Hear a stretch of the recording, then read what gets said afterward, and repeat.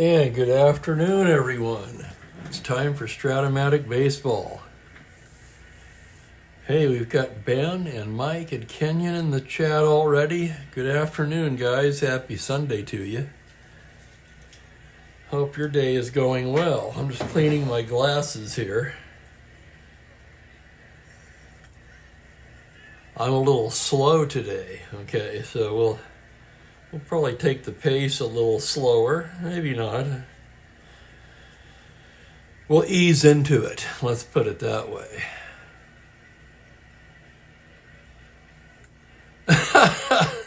And thank you, Ben, I like that. And here's the man with all the pitches, Steve Aquilog.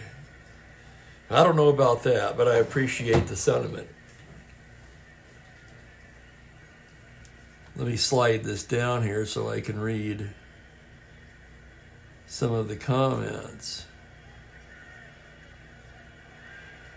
You know, I forgot it was St. Patrick's Day. What the hell is wrong with me?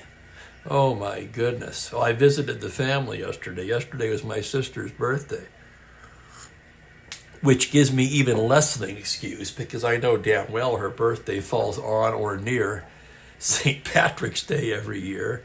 She turned 54 yesterday. Today, we've got a ball game between the Minnesota Twins and the Chicago White Sox. We're still on May 4th, 1966. This is the second of a two-game set. Jim Cott, who had just a marvelous season in 1966, will be the starter for Minnesota. He'll be opposed by John Buzzhart for the White Sox. You can see Cott's, he won 25 games that year. 2.75, 41 starts, 305 innings pitched. Let that sink in for a few seconds. Buzzhart was 6-11 with a 3.83 ERA, 22 starts. He also had one save. He worked 150 innings there. Pretty good hits ratio. Good strikeout to walk ratio. Let's look at what their numbers are in the replay so far. Cott comes in with no record. He's made 3 starts, a 3.70 ERA over 24 and a third innings. 24 hits, 18 strikeouts. Buzzhart has just been sensational for the White Sox. In 3 starts, he's 1-0. 2.18 ERA, which would place him 5th in the American League right now. 1 complete game, it was a shutout, and get ready for this one. In 21 innings, he's allowed only 9 hits. So Buzzhart has been sensational. Cott maybe, not quite pitching up to the card just yet, but remember, it's very early. Game, let's see, so Twins come in 9-4. They're a game and a half behind the Orioles, I think. Let me double check that. I might be wrong about that. Let's just make sure. League stats. No, they are. They're a game and a half behind the Orioles, 1 game behind the Cleveland Indians. So they're right in the race. The White Sox 7-8.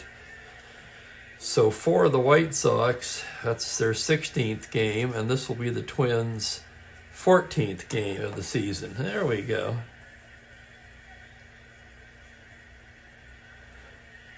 Oh, there you go, Ben. You're getting your dice tower. Buzz Lightyear. Very rarely. Who's the guy who won the Cy Young 2 years ago with Miami? Senzatella, is that right? Something like that. The name escapes me. He worked over 200. Garrett Cole did last year, and now look at him. Okay, so if they do it, and for that matter, Senzatella got hurt after winning the Cy Young Award. I don't think his name is Senzatella. It's something like that. Help me out, guys. Cy Young Award winner 2 years ago, National League, Miami Marlins pitcher. Yeah, and they both obviously strained their arms, it looks like. I mean, I don't know what happened, but there you go. Thank you, Kenyon. Alcantara, not Senzatella. Alcantara, yeah, he had 218 innings, I believe. And Cole had something like that last year. So you get 2 or 3 pitchers per year now that cross the 200 inning threshold, and then they usually end up hurt. It's absolutely nuts. Max effort, I guess, right? That's what they say. Let's get the Twins lineup, and then I'll set the White Sox defensively for you. Pretty much the usual lineup for Minnesota. Zoilo Versalles will lead off. Bernie Allen in the 2 spot.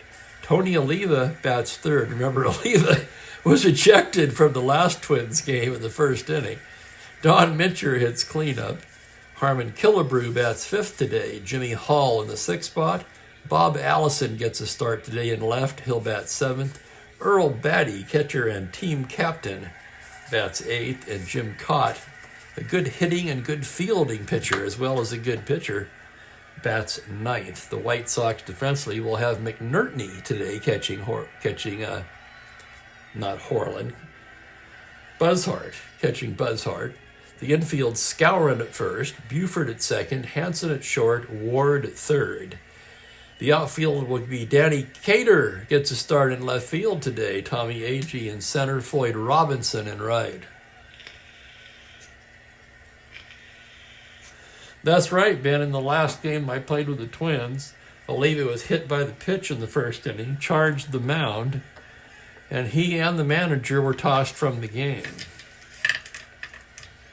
The pitcher was almost tossed. He received a warning. It's the only time that's happened this year. It's a rare play of mine, a house rule. The 20-sided die has to be a 1 on a hit by pitch. So here's Versalles to lead things off. Let me pull up my stats here. We can get this one going. Umpire says play ball. Versalles comes in hitting .214, no homers, 4 RBIs. In the 60s? Are you kidding me, man? You had Drysdale, Gibson, Marischal, 3 of the biggest headhunters probably to ever play the game at their peak in the 60s. Here's Buzzhart with the windup number, 60, Versalles, and we got a dice on the floor. First roll, there it is. That'll be a re-roll, of course, as Versalles fouls off the first pitch. And here's the next offering. It's going to be a 4-7 right-handed grounder to short. Hanson's right there. Over to Skowron, 1 down, and we're underway. On a beautiful Sunday afternoon, let me tell you what. We are pushing 70 degrees and sunny in Spokane today. I have the sliding glass door open right by me. So if we open, we may hear some dogs barking or, possible some background noises. Very quiet today, though, so we probably won't. Here's Bernie Allen. Allen, the left-handed hitting second baseman, comes into the game at .271. No home runs, 6 RBIs. Buzzhart gets his sign. There's the pitch to Allen. It's going to be a 6-10 left-handed. Catcher's card X. That'll be McNertney, a 3-13. And here's the roll on the play. On a 6, it's a pop out to the catcher. So he makes the play. 2X, 2 down. And here comes Tony Oliva. He'll try to stay in this ball game. And welcome to Jack and Jimmy. Oliva comes in at .255, 2 home runs, 6 RBIs. Buzzhart ready to work now. Here's the pitch. 6-8 left-handed grounder to second base X. That's going to be Buford, 4E39. And this middle infield is a sore spot for this Chicago ball club. 4E39. Error rating, the roll is a 4, and he boots it. Not all that surprising. E4, Oliva's aboard. Oliva, a star 15 stealer. Let's check the battery. Buzzhart is 0. McNertney a +1, so he'd be a 16. They'll hold him on, making him a 14. And here's Don Mincher now. Mincher comes in at .279, leads the club with 5 home runs, and has 8 runs batted in. So 2 out, Mincher trying to put him on the board here. Buzzhart from the stretch. That's a 1-6, and he walks in, ball 4. So John Buzzhart retires the first two batters quickly. Then an error by Buford and a walk to Mincher, and it's first and second with two down. And here's Harmon Killebrew, the big slugger, batting .304, 2 home runs and 8 runs batted in. Harmon, very imposing, standing in from the right side. Buzzhart gets his sign now from the stretch. That's a 6-6 right-handed base hit into center field. That's an open single for Killebrew. Oliva can try to score on that. Agee, however, has a -3 rifle. Oliva is 16 with 2 outs, 18, -3, 15. He's coming. Here's Agee's throw, and he's safe. Oh, my goodness. An RBI single, an unearned run at that. And Mincher will go into third on the throw. Killebrew will hold it first. He's slower than a dried mud ball trying to roll uphill. It's an RBI for Killebrew, and it's 1-0. I'm going to get a drink of water here.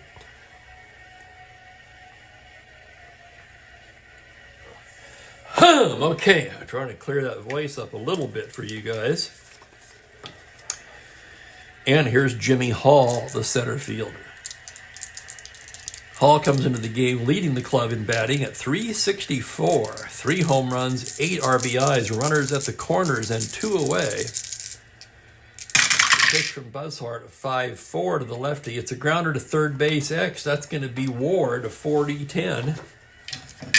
Ward dives towards the line on a 2. It's by him. Single, 2-base advance. And Mincher will score. It's an RBI single for Hall, and it's 2-0. Killebrew will go into third on the 2-star single. So the error opened the door, and the Twins stepped right through it. Buzzhart, deserving of a better fate, will now face Bob Allison.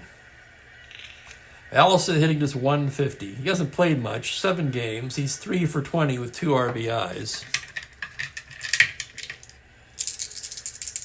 Here's the pitch from Buzzhart. That's going to be a 2-9 right-handed. He struck him out, and the side is retired. 2 runs for the Twins.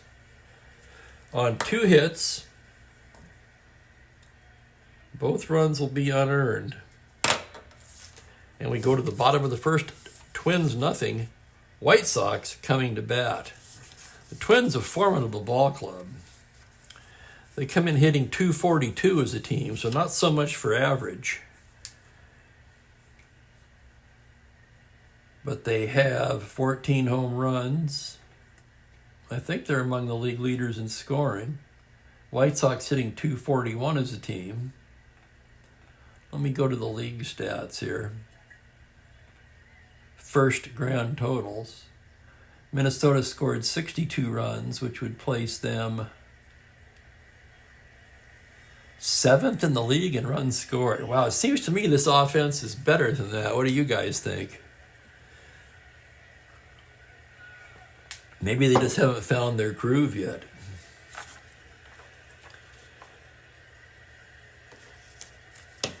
And as Cott gets loose, I'll give you the White Sox order. Don Buford in the leadoff spot with great speed. Floyd Robinson hit second. Tommy Agee, who had been hitting first or second, is moved to the 3 spot. Bill Skowron will play first base today and hit cleanup. Danny Cater gets a start in left field against the left-handed pitcher. Pete Ward bats 6th. Ron Hansen in the 7th spot. Jerry McNertney will catch and bat 8th, with Buzzhart batting 9th. The Twins defensively will have Earl Batty catching Cott. The infield, Mincher at first, Allen at second, Versailles at short, and Killebrew at third, with the outfield Bob Allison in left, Hall in center, and Tony Oliva in right. Oh yeah, Kenyon, this White Sox, especially the middle, the 4E39 at second and the 3E48 at short, have just killed this team. They've scored 54 runs, which would put them second to the last in the league. Only the Washington Senators have scored fewer. Coupled with a porous defense, It's not a good formula. But they're a respectable 7 and 8 despite all that. So here's Buford to lead it off. Switch hitter batting right-handed against Cott. Buford comes into the game batting .224, 2 home runs and 9 RBIs. Cott with the windup now. Pitch to Buford, a 1-6 is a fly ball to center. That's going to be Jimmy Hall. He's right there to put it away, and there's one down.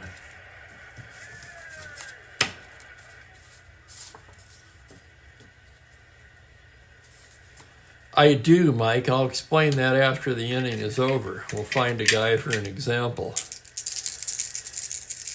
Floyd Robinson now, left on left. He comes in at .304, 3 home runs and 8 runs batted in. Caught the windup. The pitch to Robinson, a 2-6 left-handed. It's a high fly ball to deep right field. Back goes Oliva to the track, leaps and makes the catch at the wall. How about that for excitement? Homer 1 through 8. The roll is a 9. And boy, Robinson just missed taking that out of here, with Oliva able to leap out the wall and make the catch for the second out of the inning. And here's Tommy Agee now.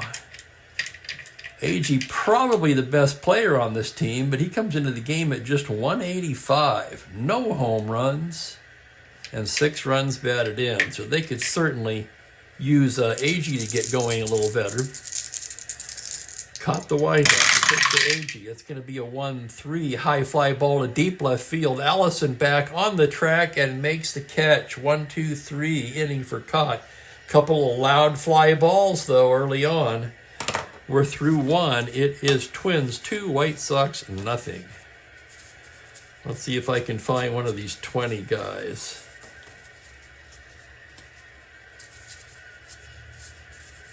When I say 20 guys, I mean what Mike was talking about. He's an asterisk, so that's no good. Now watch, there won't be one on any of these teams. Yeah, of course. Let's check the Chicago bench. Yeah, I can't find an example, naturally. Okay, basically what happens there is you have to roll for the lead.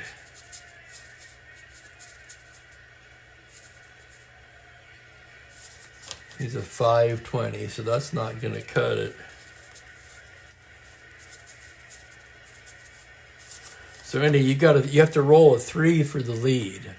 So basically what happened there is they stole, that's for somebody who went stole 2 bases and was caught twice. Because what happens there is you have to roll a 3 to get the lead.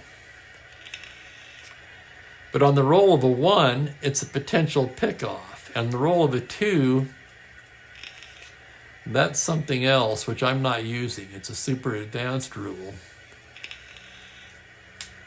There's a pickoff and there's something else. So essentially, when a guy is a 20 non-starred and has only a 3 to get the lead, he has about as much chance of being picked off as he does of establishing the good lead. So if you keep trying to roll that with a 20, you're going to end up with about 2 stolen bases and 2 caught stealing.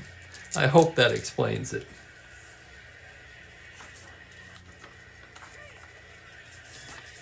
I never try to steal with those guys. When I first got the Windows game in keeper leagues, playing other guys, I learned that early on. You're thinking, boy, he's a 20 if I can get the lead. Oh, picked off. Great.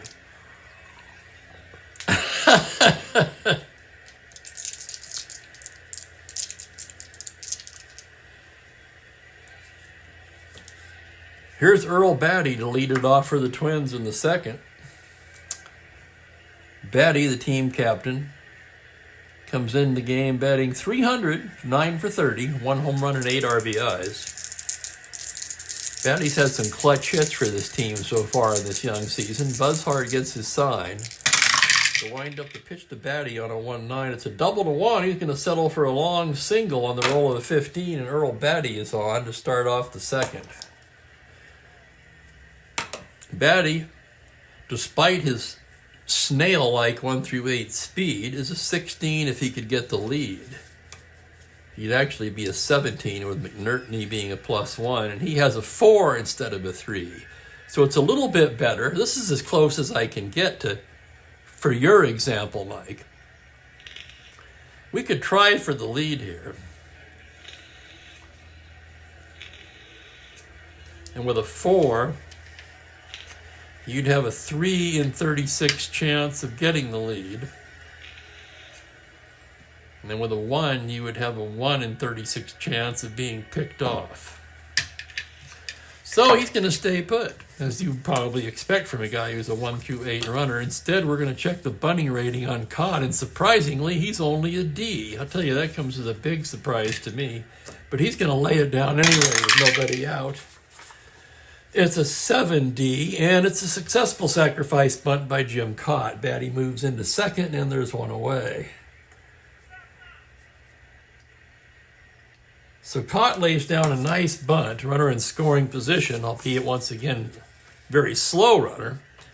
And here's Versailles.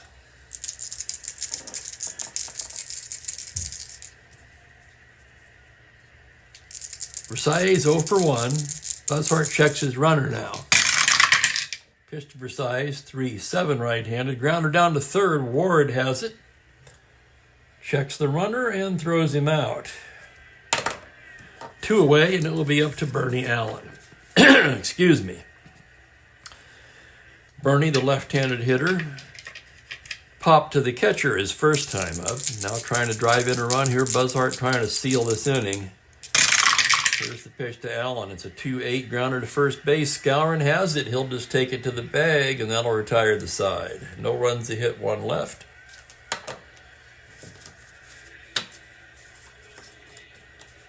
Yeah, exactly, Mike.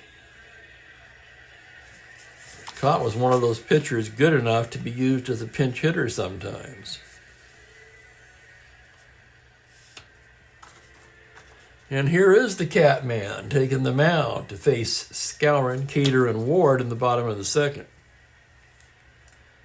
Bill Skowron comes into the game at .235, 2 homers, 2 RBIs. He's been in 11 ball games, 8 for 34. Caught into the windup now. The pitch to Skowron. That'll be a 3-6 left-handed fly to center field. Hall is there. And 3 of the first 4 putouts for the Twins are made by center fielder Jimmy Hall. So everybody's hitting it to center field so far. 1 out. Here's Cater. Cater has not played much. Cater comes in. He's just been in 2 ball games. He's 1 for 4, no RBIs. This was probably his first start of the season.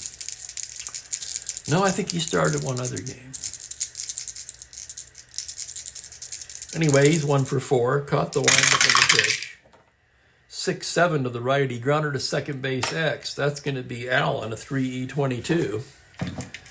Allen behind the bag. Here's the play. On an 18, he's got it, turns and throws, he's out.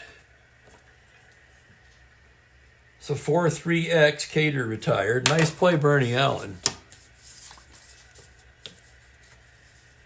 And Ben's for the Sox. I enjoy that, by the way, when you guys tell me who you're pulling for.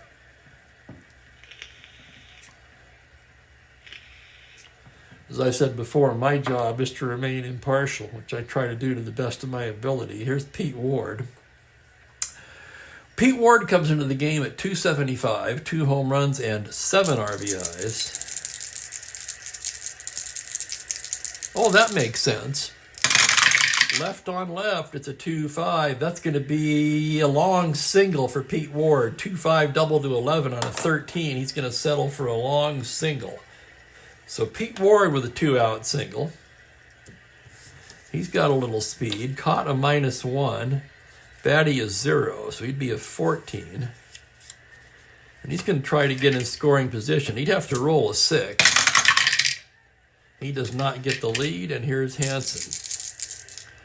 Caught from the stretch. Pitch to Hansen. 4-9 right-hander. That's a base hit into center field by Hansen. It's an open single. Ward rounding. Hall is 0. Ward 1 through 12. He will hold up.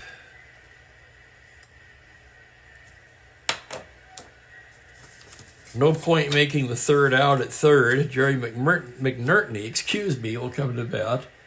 He hasn't played much at all. He's been in 2 games. He's 1 for 2. Getting the start today against the left-hander caught. First and second, 2 down. And here's the pitch. It's a 1-11 left-handed base hit into center, and that's an open single for McNertney. Ward can score on that. It's a 0. Ward again. I keep forgetting I've got him written right here. Ward at 12 with 2 outs, 14 to the plate with 2 outs. He's coming 1 to 14. Here's the throw from Hall. He's in there. Oh my God! It went photo finish play at the plate. Bang bang, and the umpire says he is safe. And the White Sox are on the board. It's an RBI single for McNertney. Hansen will go into third. And the pitcher will come to bat now, Buzzhart. 2-1 Minnesota. Buzzhart, a 1W right-handed hitter. The pitch from top. 3-12, fly ball to right field. That's Oliva. Comes in on it a bit and takes it for the out. The White Sox, however, got a run on 3 consecutive singles. They leave 2 on, and after 2 complete, it is Minnesota 2, Chicago 1.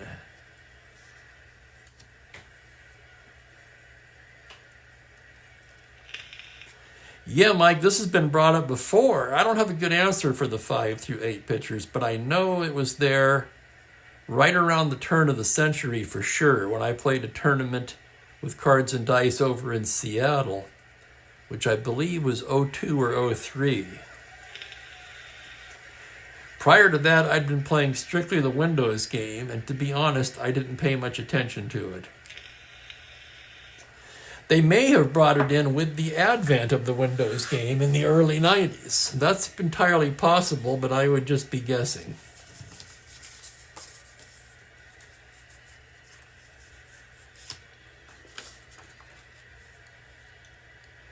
And Jimmy's for all the Chicago teams. So you're from Chicago, I'm assuming. Boy, Mike, I'm in agreement on those uniforms. Oh my God, and they're not the only offenders. There were some hideous uniforms in the 80s. Heart of the order coming up for the Twins: Oliva, Mincher, and Killebrew.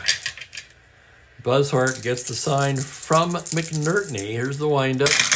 Pitch to Tony O. It's going to be a 3-5. Base hit into right field, and Oliva's aboard with a leadoff single. Oliva's got wheels. Star 15 stealer. He'd be a 16, not held. He'll be held, making him a 14. And what the hell, we're going to try for the lead. Normally I don't in these situations, but I'm feeling squirrely today. He needs a 3 through a 6. 11, he does not get the lead. And here's the next pitch to Don Mincher. 6-11 left-handed ground ball to third. Ward down to Buford to first, not in time. That'll be a force play. So Oliva's forced. Mincher aboard. 1 away, and here's Harmon Killebrew. Singled his first time up today.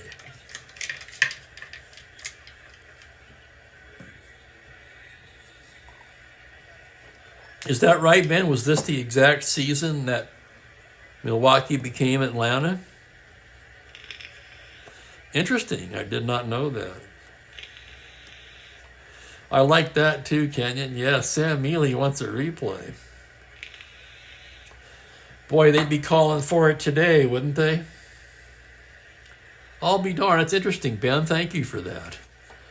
So 1 year ago, it would have been the Milwaukee Braves. Now it's the Atlanta Braves.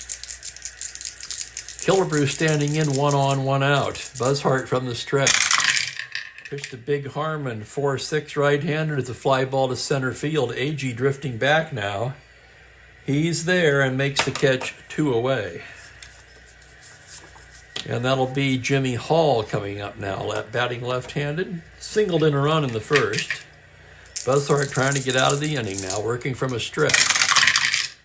It's going to be a 5-4 left-handed. It's a grounder to third base X. That'll be Ward again. My Ward has been busy down there, a 4-E10.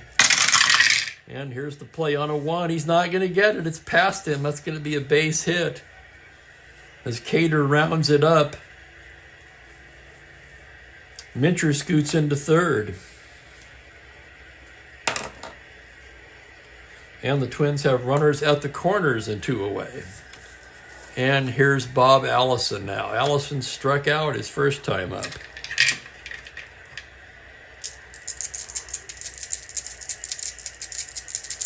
And here's the pitch from the stretch. It's a 6-9 right-handed. Tapper down to first. It's Skowron. He'll take it to the bag. And that'll do it. No runs, 2 hits. They leave a pair. So Buzzhart pitches around the 2 singles.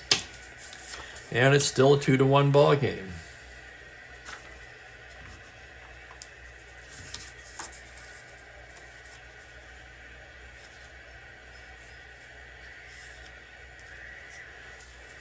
Cott will be facing the top of the order for Chicago as we go to the bottom of the inning.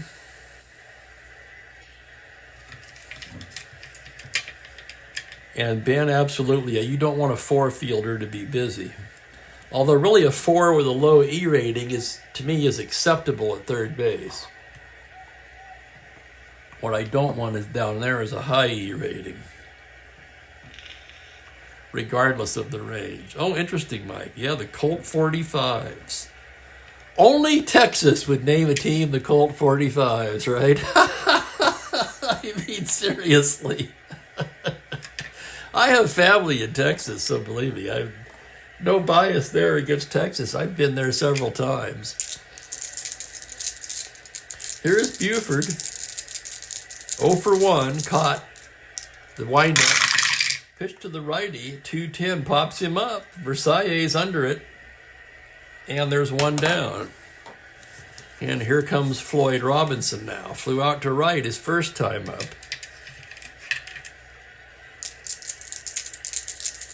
Cott goes into his windup. The pitch is a 5-3 left-hand. That's a base hit into right field for Robinson. Robinson's got some speed. He's on with a 1-out single. Star 18 to steal. 17 held on. He's a 15, and he's going to try for the lead. He needs a 6. He got the 6. Oh, my goodness. 1 through 15. Here he goes, and he's stolen it. Floyd Robinson. How about that for Floyd Robinson? That's his 2nd stolen base of the season.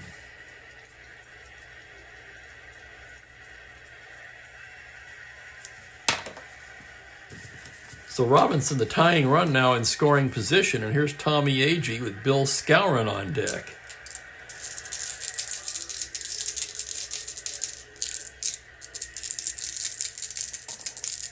And here's the pitch to Tommy Agee now. It's going to be a 4-7 right-handed. Single on a 1, but on a 16, that grounder's taken by Mincher. Flips to Cott, covering. And that will do it. Robinson will take third on the play, and there's 2 down. And here's Skowron.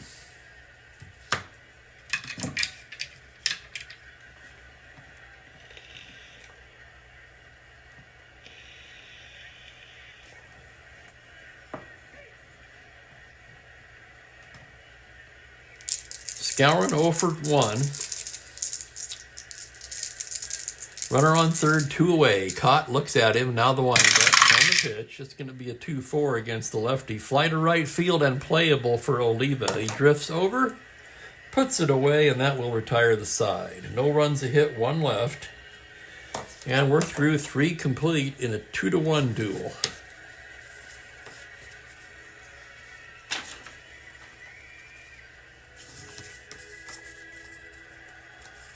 Man, I can't tell you what a pleasure it is to have my sliding door opened for the first time this year to get some fresh air in this apartment.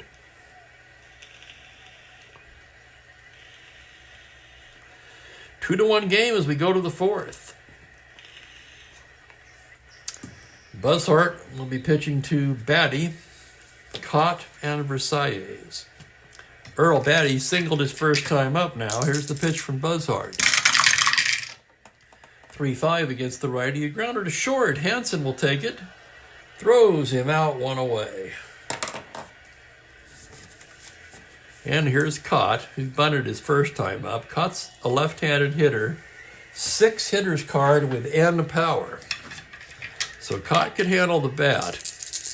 Buzzard into the windup. Pitch to Cott, a 2-6. Struck him out. So Cott down on strikes, and here's for Saez. Zoilo 0 for 2.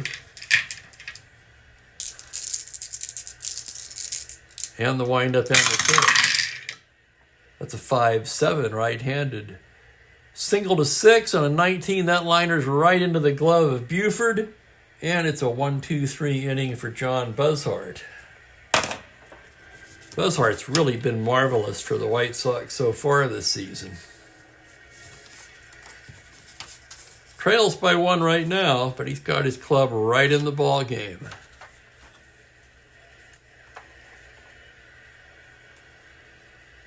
And Cott will be facing Cater, Ward, and Hansen in the bottom of the inning.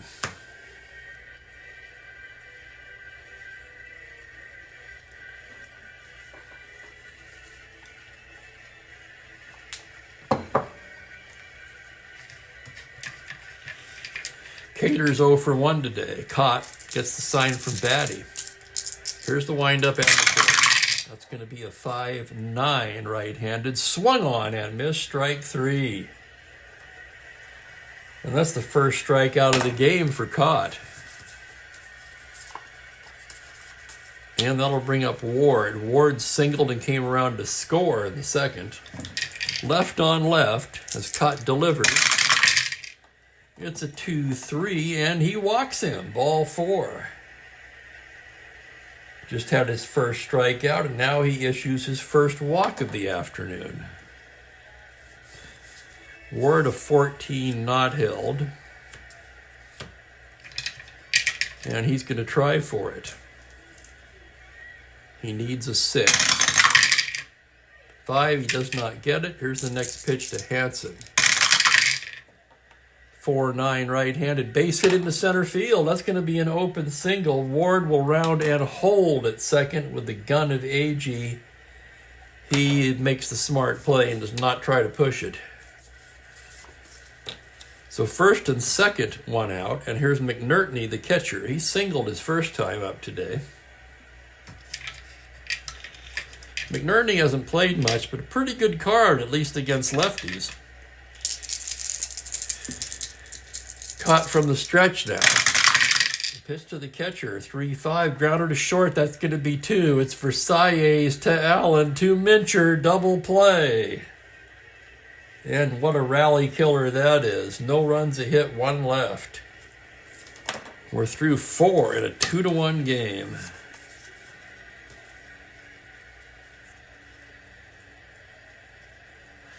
Ben, I'll tell you something. I tried to do that, and I can't get it to work. But once again, as I've said before, I'm fairly technology challenged, which makes it all the more incredible that I was able to figure out how to stream. And I did it myself. I have to say, I didn't have any help. I had to play around with it for quite a while, though, to figure it out.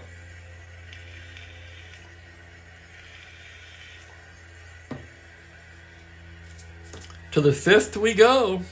It'll be Allen, Oliva, and Mincher for the Twins.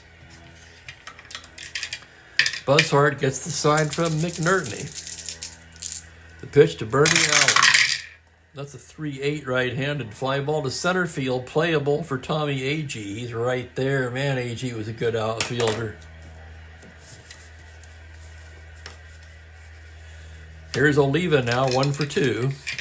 Reached on an error and scored in the first inning. Remember, both of Minnesota's runs were unearned. A 2-out error followed by a walk and 2 singles. Buzzard ready now. The windup pitch to Tony O, 1-7. Double to 11, but on a 20, he'll settle for a long single. And Oliva's 2 for 3. He'll have to be held on, a star 15. That would make him 14. After the catcher-pitcher adjustment, and -2 for the hold. And here's Mincher. 0 for 1 with the walk. The Twins home run leader with 5. And from the stretch, here's the pitch to Mincher. It's a 1-10. Comebacker, Buzzhart, down to Buford to first, not in time. That's going to be a force play. Oliva's forced. Mincher at first with 2 away, and Harmon Killebrew will take a shot. Killebrew 1 for 2 with an RBI so far today. Buzzhart checks his runner now, and from the stretch, the pitch to Killebrew, 5'11" right-handed. It's a single into center field. AG a -3, Mincher rounding 10-12. He'll hold at second.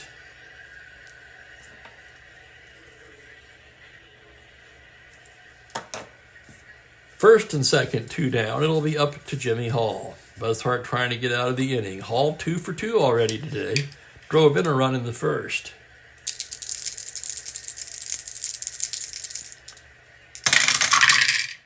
One 6. Base hit into right field. That's an open single.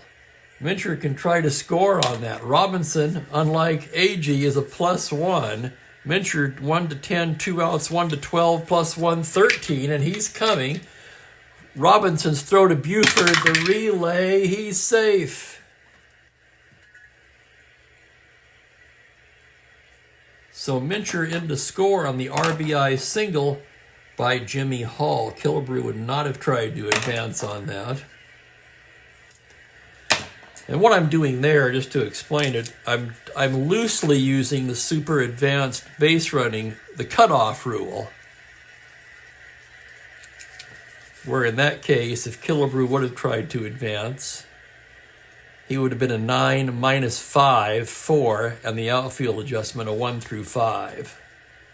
So there's no way in hell he'd try anything on a 1 through 5. Therefore, he holds up. And here's Allison.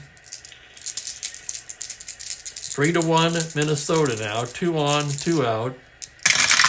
Pitch to Bob Allison, a 5'11" right-handed. There's that 5'11" again. Single to center.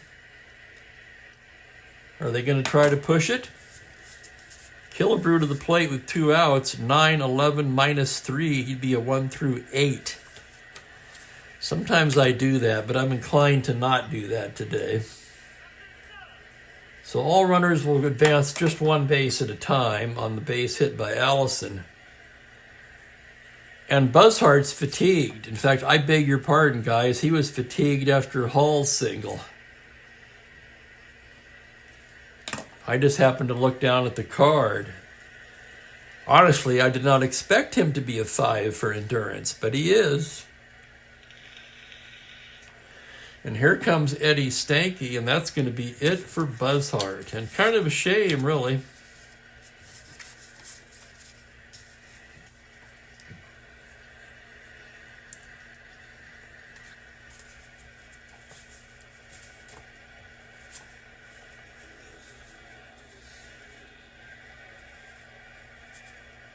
They were ready for it, though. They had Higgins warming, so he's going to come in. That's Dennis Higgins, the right-hander. Buzzhart lasts just 4 2/3 today, so his worst start of the season so far. He allowed 9 hits, 3 runs so far, 2 of them unearned. The bases are full, though, and they're all his. He walked 1. And struck out 2. Higgins, a fine 2.52 ERA in real life, 93 innings of relief, nice hits allowed and strikeout ratios. What's he done in the replay? He's been in 3 games. He's not allowed a run over 2 1/3 innings. He's rated 4 for relief endurance, so he could suck up some innings here. And they're going to do I'm going to see if we can do a double switch with him. Hey, look, I remembered. Mike was telling me. I didn't look up. I thought of it and I looked up. Yes. Thank you, Mike. Yeah, I go, okay, I'm looking at Higgins. I want to get some length out of him. Oh, but wait, he's leading off the bottom of the inning. Okay, we could do it with catcher, or we could do it at shortstop. Let's see if they have another shortstop. I'll tell you what, I'm inclined to put Al Weiss in at short and get Hansen's 3E48 out of there. So that's what we're going to do. Higgins will go in the 7 spot. I'll keep the same catcher in.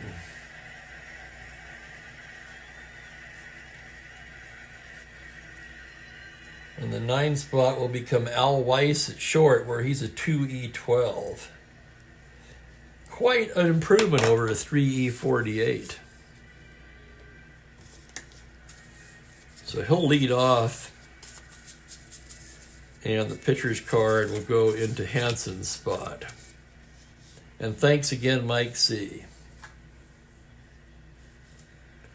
Normally I don't, Ben. I try not to, because basically in the 60s, they didn't. I think Earl Weaver may have been the first guy to platoon catchers. I'm just guessing. That's probably not even correct.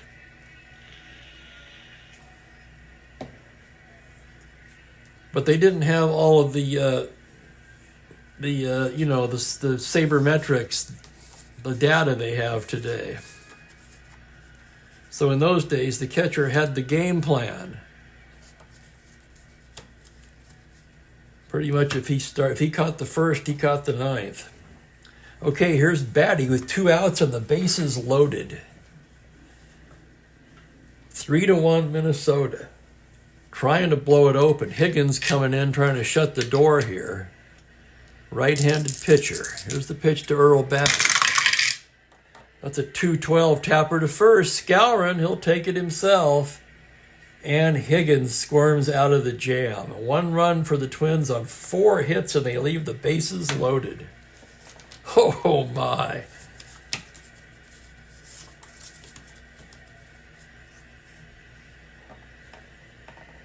Yeah, cash challenged. I tell you, Ben, and I'm right there with you.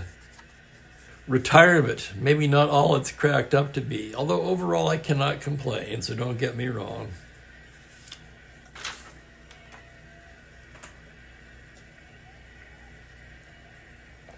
Three to 1 Minnesota as we go to the bottom of the 5th. Al Weiss inserted in that double switch. Not much of a hitter, unfortunately. Switch hitter batting left. Let's check Weiss on the season. He hasn't played very much. He is 4 for 18. He's been in 7 games. He played more than I thought. Does not have an RBI.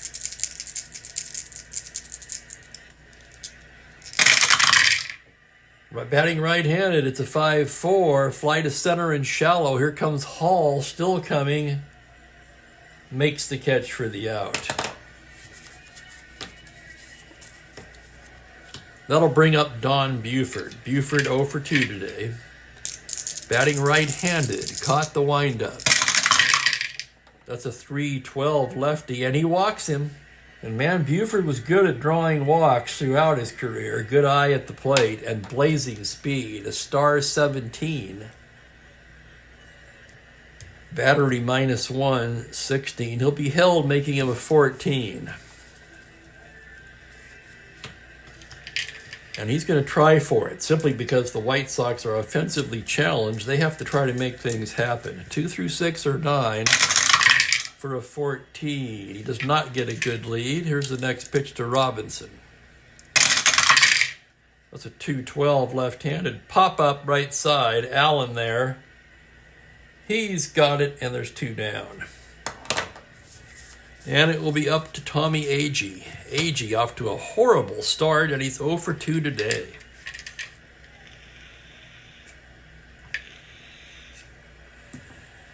Runner takes his lead, caught from the stretch. Pitch to Agee, 2-4. Foul ball behind the plate. Batty back, throws the mask down, and makes the catch to retire the side. So nothing doing for the Sox in the 5th. We're through 5 complete. It's Twins 3. White Sox 1. And yeah, I tend to be kind of for the underdogs in a lot of these games. Mainly because I want to see the races tight. I like to see somebody beat the Orioles a few more games and tighten it up a little bit. In real life, of course, they ran away with the league. I'm hoping for at least some, meaningful games in September when we get there a few years from now. Here's Caught to lead it off. Sometimes I think, will I outlive this replay? You never know. Hope so.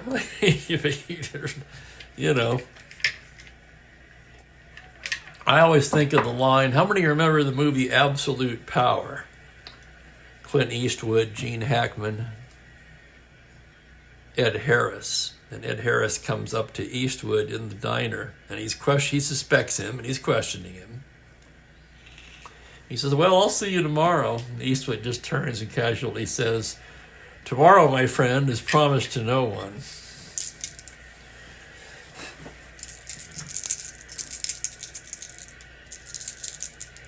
Well, that's a very good question, Ben. Let's take a look. The Orioles, a half a game ahead of the Indians. Twins 1.5 back. Kansas City and Boston and Detroit are all 4 games back. So they're right in it. Washington and Chicago 4.5. Oh, absolutely, Ben. He was a great actor in just about anything. Jim Cott will lead off the 6th. Pretty good hitting pitcher, batting left-handed against Higgins. That's going to be a 3-9. Struck him out. Caught down on strikes. 1 away, and here's Zoilo. Zoilo, he makes his mark with the Z.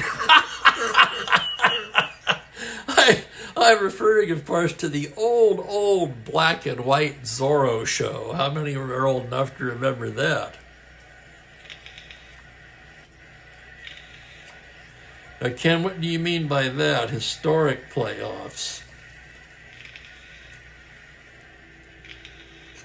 The best I can answer, I don't fully understand the question, is I'm going to do it exactly as it was in '66. The 2 league champions will advance to the World Series. There was only 10 teams a league back then, no divisions, no divisional playoffs. I'm going to refill my coffee. I'll be right with you.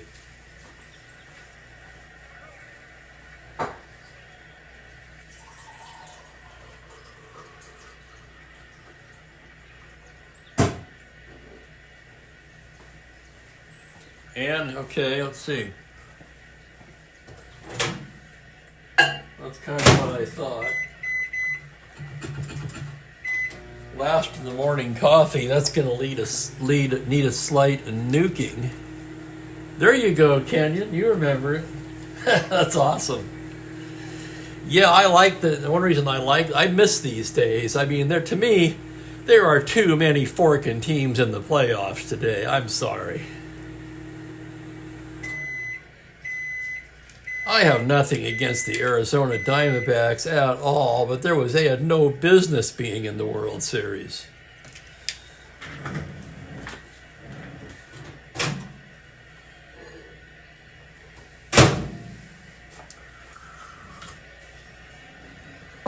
But that's the way it is now. As the man said, it is what it is. 1 out, here's Zoilo.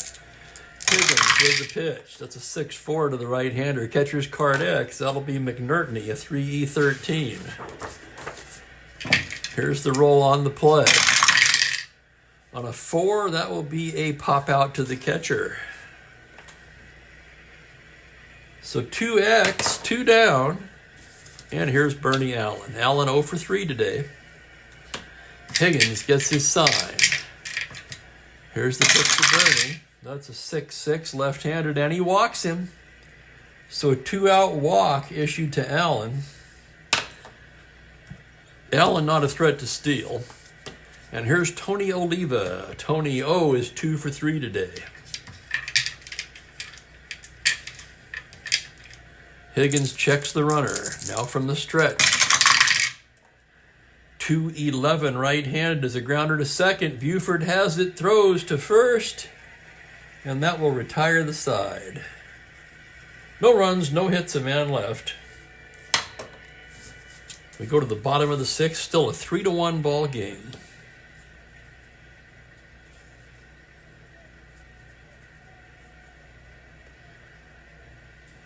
You know, Jack, I'm in agreement with you there, let me tell you.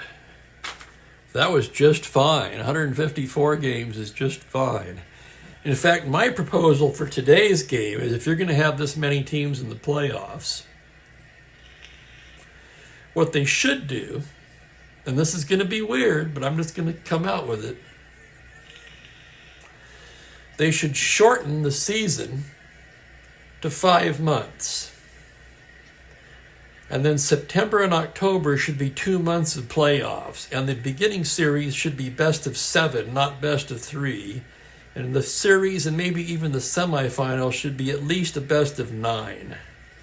In other words, if you're going to have 14, 16, half the teams in the league in the playoffs, make each series much longer and make these teams have to show their depth.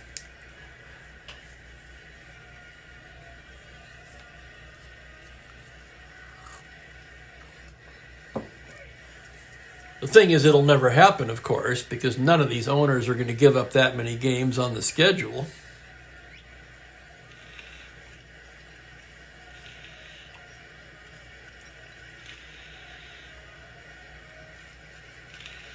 But on the plus side, you'd have 2 months of postseason game, which a lot of people who aren't diehard baseball fans like us, that's all they watch anyway. So the revenue from that could be split among, say, all of the teams. I don't know. I know it'll never happen, but anyway, that's my brilliant idea.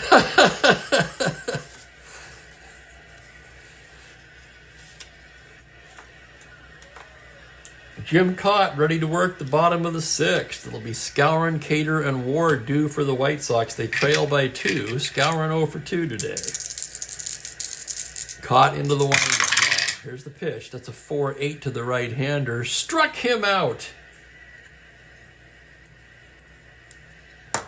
And just the second strikeout of the game for Cott. Pretty much a strikeout pitcher. And here's Cater, 0 for 2 with a strikeout. Caught the windup, pitch to Cater. That's a 3-3 left-handed tapper down to first. Mincher will take it himself. And quickly, there's 2 outs in the bottom of the sixth. And here is Pete Ward. Ward's 1 for 2. I'm blowing it today. He's 1 for 1 with a walk. Scored the only White Sox run back in the second. Frankly, it almost is now. That's why, Ben, I mean that then they'd have to figure out a way to revenue share the playoffs. You'd have 2 months of playoffs. That would generate a shit ton of money. And there, I think you'll see more and more interleague play. In fact, I think we're already at the point where there really is no National and American League anymore. It's just in name only.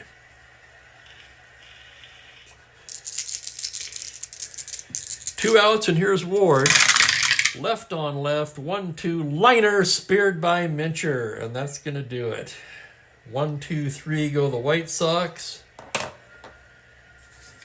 Through 6 complete, it's Twins 3, White Sox 1. And this will be Higgins' last inning of work. He's done a dandy job.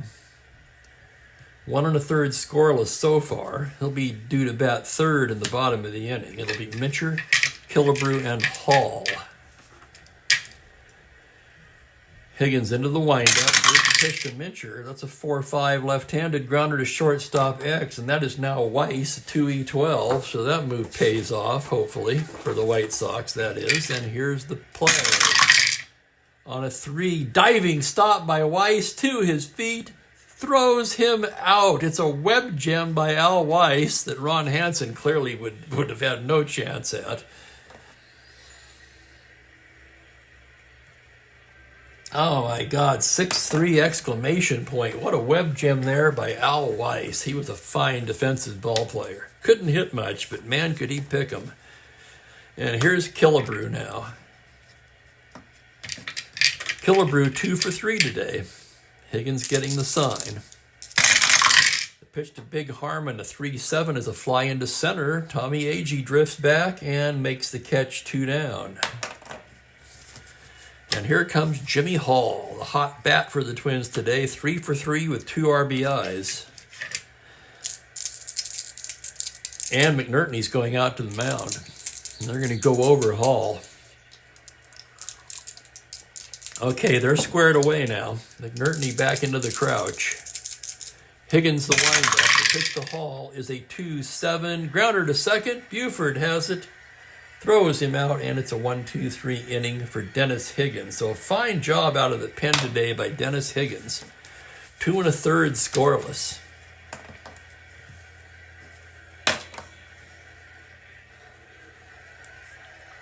He did not allow a hit. He walked 1 and struck out 1. 3 runs, 1 earned, charged to Buzzhard. Loosening in the pen. It's going to be Eddie Fisher.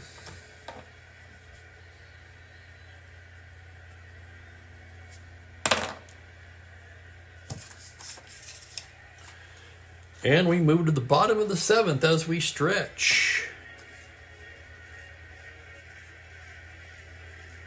And Higgins set to lead off will yield to a pinch hitter.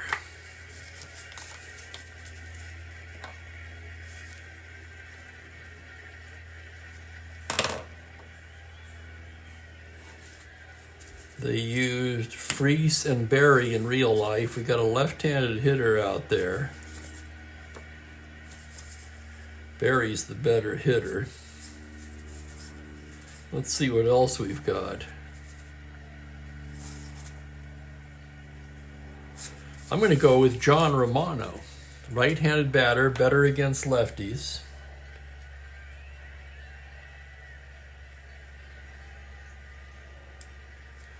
The White Sox, one of the rare teams that has 3 catchers on their roster. That's right. They also have Smokey Burgess. Remember Smokey? He must have been at the tail end of his career by this point.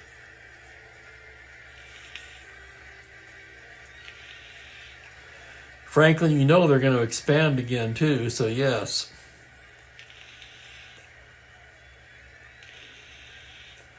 That's right, Kenyon, and I remember how did that go? The National League was more the high strike league, and the American League was the low strike league. The American League, the pitchers would get the call at the bottom of the zone. In the National League, they would get it at the top of the zone. At least that was what they said at the time. I'd forgotten all about that until you brought it up.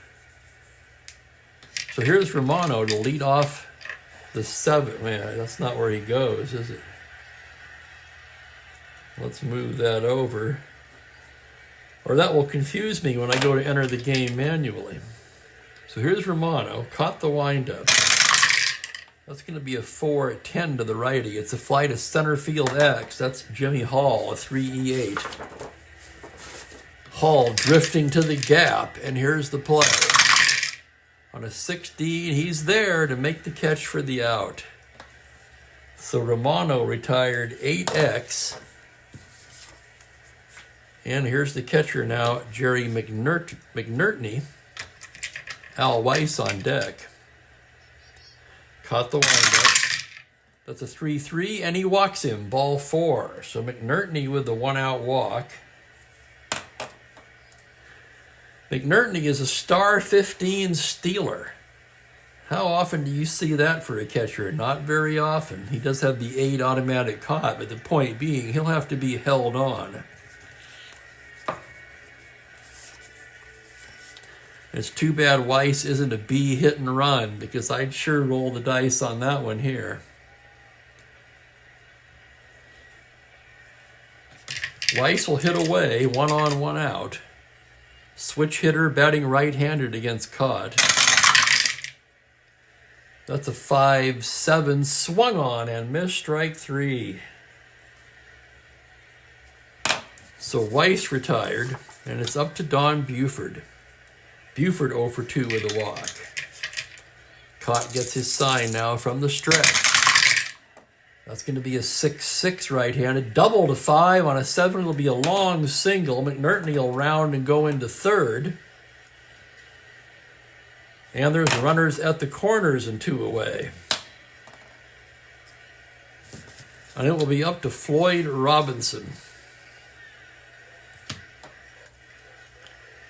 Caught an S8 as far as endurance goes, so that's not a factor here.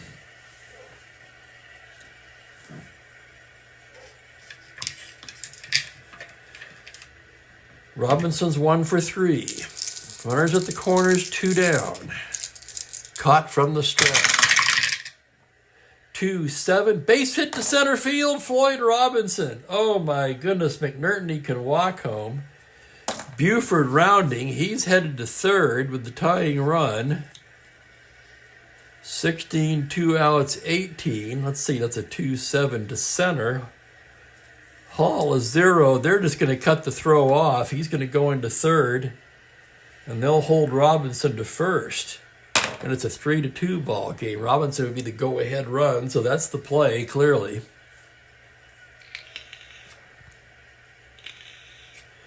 And Robinson will have to be held on.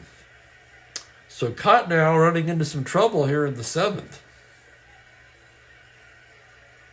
Robinson held would be a 15. And here comes Tommy Agee. And boy, what a time this would be for him to break out of his season-long slump. Came into the game, as I mentioned before, at just 185. And he's 0 for 3 today. Caught ready to work now from the stretch. To Agee, 2-9, swung on and missed, strike 3, and Agee's struggles continue. He leaves 2 runners on. The White Sox do score 1 on 2 hits. And they leave 2. And through 7, it is Twins 3, White Sox 2. It's late inning drama time. And here comes Fisher. Fisher, who would be later traded to Baltimore this year. Yeah, like they needed more pitching. Right. 2.52 in 107 innings of relief. Let's see what he's done in the replay. He's 1-0 with a save. He's been in 6 games, 1.50 ERA, over 6 innings of work. And he'll be looking at the bottom of the Twins' order, Allison, Batty, and the pitcher's spot. Allison 1 for 3. Kenyon, I hear you, man. It's amazing. I think the card set has a lot to do with it, or I'm just lucky.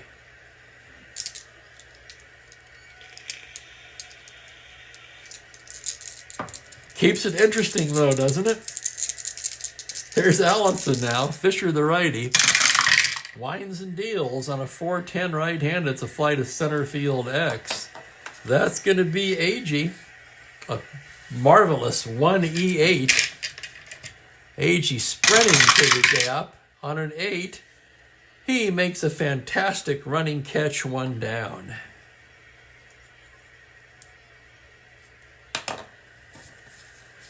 One away, and here's Earl Batty now. Batty 1 for 3 today. Excuse me. Fisher, the windup, pitch to Batty, a 1-9 right-handed. That's going to be a base hit into center, double 1 on a 5. Batty will take the single. And here's Cott now. And now this is a tough choice, tough decision. He's a D bunter. He is a 6N and a left-handed batter, so he's going to hit away. We're going to leave Cott in the game. This should come as no surprise to any of you regulars. And that's going to be a 4-7 lefty, and he walks him. Oh my God, Cott works out the walk. Batty down to second. First and second, 1 away, and here's Zoilo. Zoilo's 0 for 3 today. Fisher in a bit of a jam here in the 8th, trying to keep it in a 1-run deficit. And yes, man, the unforgivable sin of walking the opposing pitcher.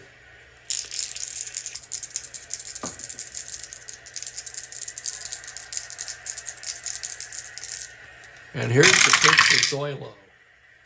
4-10 right-handed fly to center field X. That'll be Agee again. Agee ranging to his left. A 1E8. He's got it. So the Gold Glove caliber fielding of Agee on display here. 2 down. It will be up to Bernie Allen. Allen 0 for 3 with a walk today. First and second, 2 down. Fisher, 1-5, double to 17. That's down for extra bases. Batty can walk home, caught into third, and it's 4-2 on the RBI double by Bernie Allen.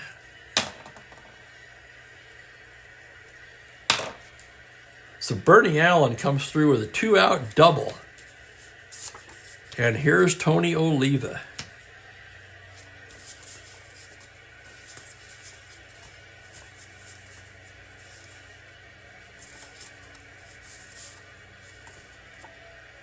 I'm looking for a left-hander in the Chicago pen. The only one they have, though, is Pizarro, who's a backwards lefty. Not really what you want in this situation, so it'll be Fisher. Oh, that was a huge hit. Absolutely. Tony O's 2 for 4. Fisher from the stretch. 5'8" lefty, fly to left field, playable for Cater. He's there, and that'll do it. But the Twins push across an insurance run on 2 hits, a clutch 2-out double by Bernie Allen. And now let's check the Twins defensively. Killebrew stays in the game. Other than that, they're fine. And Cott's going for it now. Cott trying to go for the complete game. He's an S8, so this will be his first inning of potential fatigue. And Franklin, yeah, that walk to the pitcher hurt.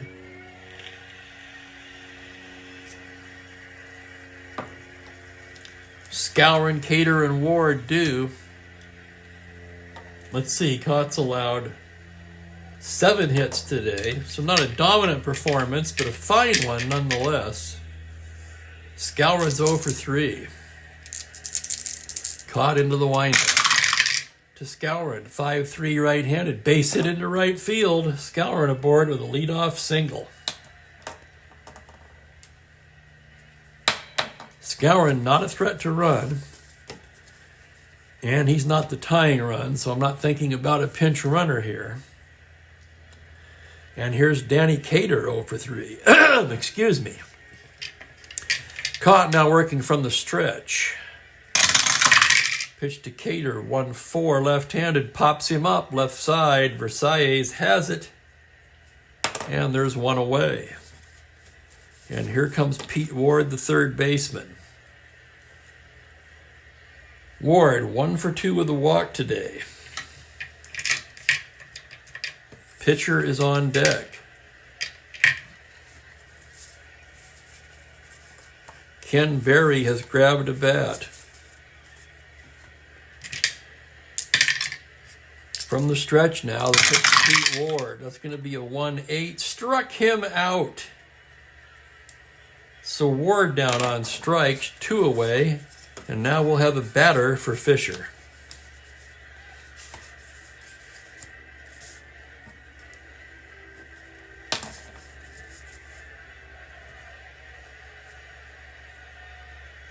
And that will be Ken Berry, who played in this game in real life. Berry comes into the game 9 for 20. That's 450. No home runs, but 4 runs batted in. Right-handed hitter. Good hitting card. What did he do that year? 271. 443 at-bats. He played quite a bit. And here's the pitch to Berry. That's a 4-11 to the righty. Fly to left field X. That'll be Bob Allison. A 3-E-10. Allison drifts towards the gap. Here's the roll on the play on a 19. He makes a fine running catch.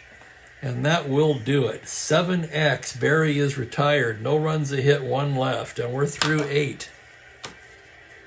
Twins 4, White Sox 2. And we're going to need a new pitcher now for the White Sox. Fisher worked an inning, gave up 2 hits and a run. That killer walked to the pitcher, which burned him.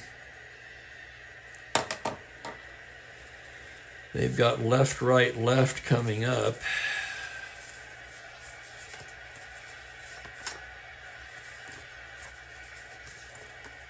What the hell, I'm going to give Pizarro a try anyway.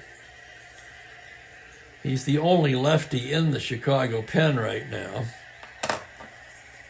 Let's see what he's done in the replay. He has 1 start. He's 1-0, 3.38 in 8 innings. And welcome, Ken Castro. Good to have you today, sir. Yes, I'm doing the full 1,620 games. Plus All-Star Game and World Series.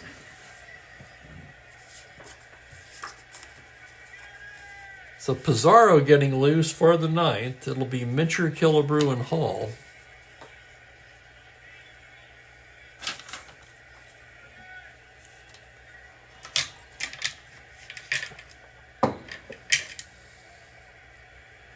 Here's Mincher now. 0 for 3 with a walk. He scored twice. Pizarro, the windup, the pitch is a 6-7 to the lefty. That's a grounder to second base X, but that's Buford, a 4-E39. Hold your breath on this one. On a 9E rating, the roll is a 9, and he boots it. Second error of the game for Don Buford. And Mincher is aboard.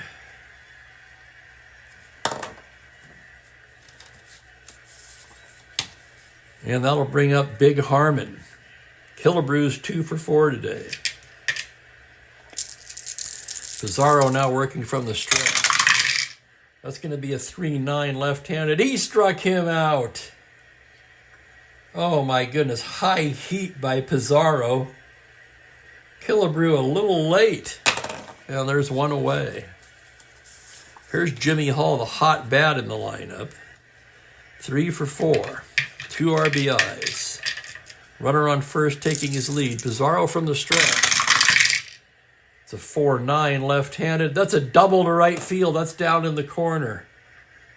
Right field, Robinson +1. Mincher rounding 10. He'll hold at third base.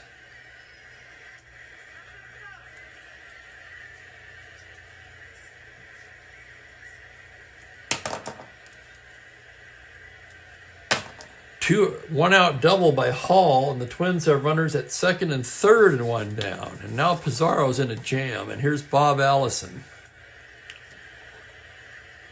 Allison's 1 for 4.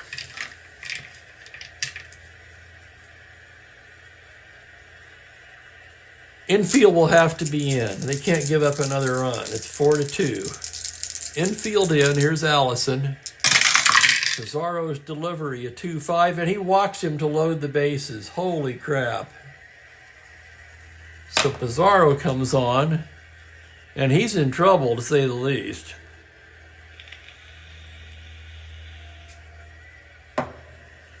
Not much else we can do here. We could go to Howard.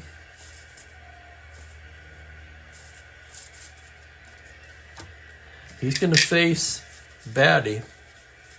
Earl Batty, the catcher, is 2 for 4 today. Batty would appear to be balanced left-right. If anything, maybe slightly better on the right side. Pizarro, the full windup. It's a 4-3 to the righty. Grounded to the pitcher X. Pizarro, a 3-E-0. This could be... No, it couldn't be 2 because the infield... No, they're back with the bases loaded, excuse me. So this could be 2. 3-E-0 on a 3. It's a single off of Pizarro, 2 stars. Mincher will score, Hall will score, and the Twins have blown it open here in the 9th. It's a 2-star single for Batty, 2 RBIs. Allison, a 15, goes into 3rd. Well, it's a 2-star single, so he would anyway, excuse me. And here's Cott now.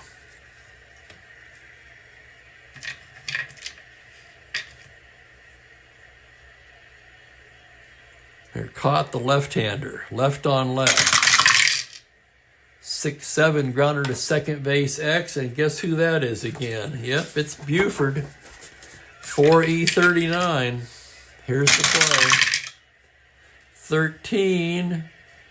He makes the play, but another run will score.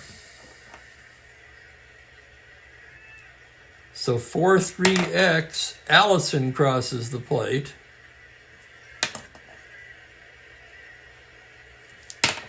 Batty down to second.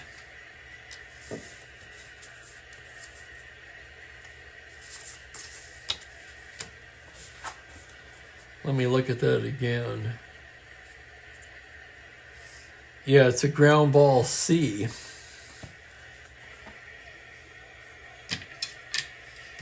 And it's 7-2, and here's Zoilo. Pitch from Pizarro. 1-3, and he hits him. I don't know if Pizarro is just frustrated or if that one just got away. He certainly hasn't exhibited very good control this inning.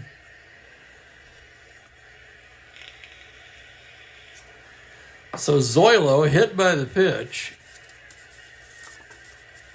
And here's Bernie Allen with 2 down. Pizarro from the stretch. That's a 5-6, swung on and missed, strike 3, and mercifully for the Sox, the inning is over. 3 big runs for the Twins on 2 hits. There was an error. There was a walk and a hit batter. Not a very good performance for Juan Pizarro today, I'm afraid. And it's pretty much all over in Chicago except for the crying. And Jim Cott going for the complete game.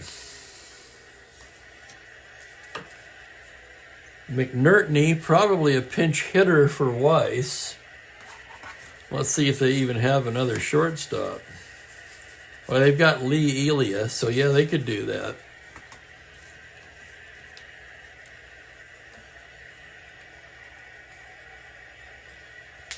So we had a tight game for a while there, but it's a blowout now. Well, I wouldn't call it a blowout, but it's 7-2. It's pretty much over. So I want to thank you guys for hanging out with me on a Sunday afternoon. McNertney will lead it off for the Sox. Cott trying for the complete game now. Here's the windup. That's going to be a 5-7 right-handed, swung on and missed, strike 3. And boy, did Cott pick a good time in the game to find his K pitch. We'll have a batter now for Weiss.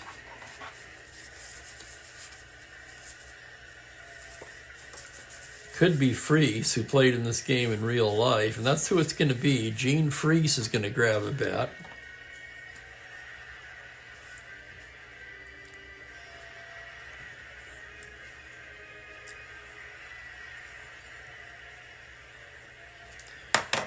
And he'll come on to bat for Weiss. Freese, a right-handed batter.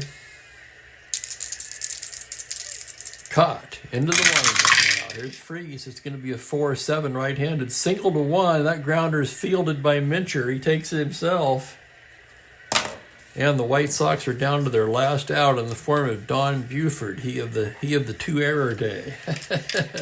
Thank you, Jack, and thank you, Franklin. And hello to Dwayne Martz. Welcome, sir. 2 down in the 9th. Buford standing in from the right side. It's a 4-4 to the righty. Catcher's card X. That's Batty. A 2-E2. This should do it. Here's the play. He hits a foul out to the catcher, and that's the ball game.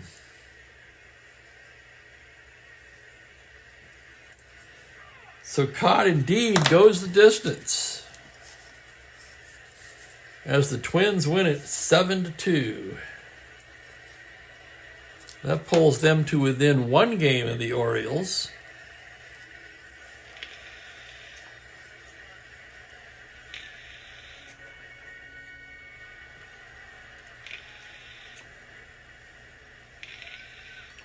Thank you, Clinton Parks. Thank you, everybody. A couple of new faces here, I think, Dwayne and Clinton. If I'm wrong, I apologize. So Cott finally gets his first decision of the year. He's 1-0. Buzzhart with the loss. Tough loss for Buzzhart. He drops to 1-1. Pizarro was ineffective in his inning of work. 2 hits, 3 runs. Let's see, 2 outs. That should have been 2 outs with the error. The double, the walk. That would have driven in 1 run. So 2 of the runs are unearned.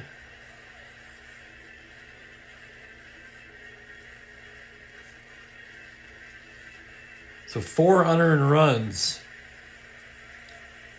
basically caused by Buford's 4E39. There was a walk and a hit batter for Pizarro, and he had 1 K. Caught in his complete game, an 8-hitter, 2 runs, both earned. He walked 2, 3, 3. Didn't have a strikeout for the first 3 innings, but wound up with 2, 3, 4, 5, 6. So I can give you the totals now. The Twins, 7 runs, 13 hits, no errors. The White Sox, 2 runs, 8 hits, and 2 very costly errors by Don Buford. And Dwayne, I think I started this in late September. I'm pretty sure that's correct. After I came back from visiting a friend in Lincoln City, Oregon. I remember I took the cards with me. I bought the 66 set and I took them with me to Oregon and actually exploded the cards there, separated them, with the perforation or whatnot. Put them into their teams and thought, I'm going to get started now. At that time, I had the 74 Dodger replay going, which is still going. I play a game of that here and there when I have extra time. Also, and I'm not streaming this, I'm doing an 82 full season on the Windows game, and that goes very quickly because you can play a game in 10 or 15 minutes on the Windows game. So the Twins improving to 10-4, now only a game back of the Orioles. The White Sox dropped to 7-9. And that's the ball game.